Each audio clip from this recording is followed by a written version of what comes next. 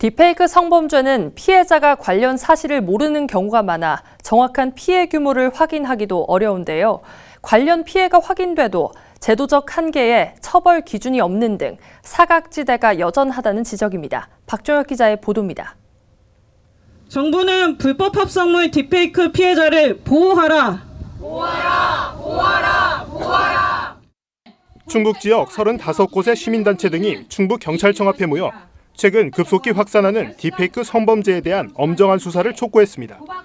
2016년 소란의 사이트부터 2019년 엠번바 사건 등 수년 전부터 디지털 성범죄 문제가 끊임없이 반복되고 있지만 현행법에선 불법 합성물을 제작, 배포한 경우만 처벌하고 단순 시청, 소지한 경우는 처벌할 기준이 없는 등 사각지대가 여전하기 때문입니다.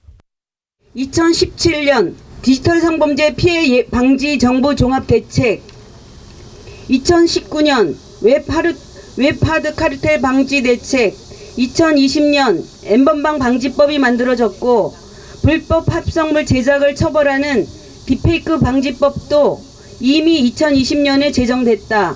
하지만 정부 대책을 비웃기라도 하듯 디지털 성범죄는 더 기승을 부리고 있다. 실제로 올해 7월까지 충북 지역 학교에서 확인된 관련 피해 신고만 13건. 같은 기간 경찰에 적발된 관련 사건도 피해자가 몇 년 사이 크게 늘었습니다. 그러나 실제 충북 지역 피해 사례는 이보다 더 많은 실정입니다. 충북 지역 디지털 성범죄 지역 특화 상담소에 따르면 올해 8월까지 접수된 딥페이크 피해 신고 건수만 49건에 피해자만 20여 명.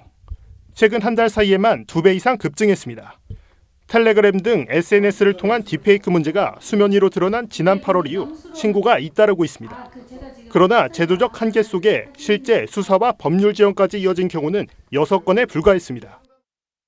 피해는 있는데 수사법적 지원 과정에서 좀 증거가 부족하다, 해외 서버가 있다, 이런저런 이유로 피해자들이 이제 피해를 인정받지 못하는. 실제 피해자가 관련된 사실을 모르는 경우가 더 많아 정확한 피해 규모를 확인하기 어려운 딥페이크 성범죄.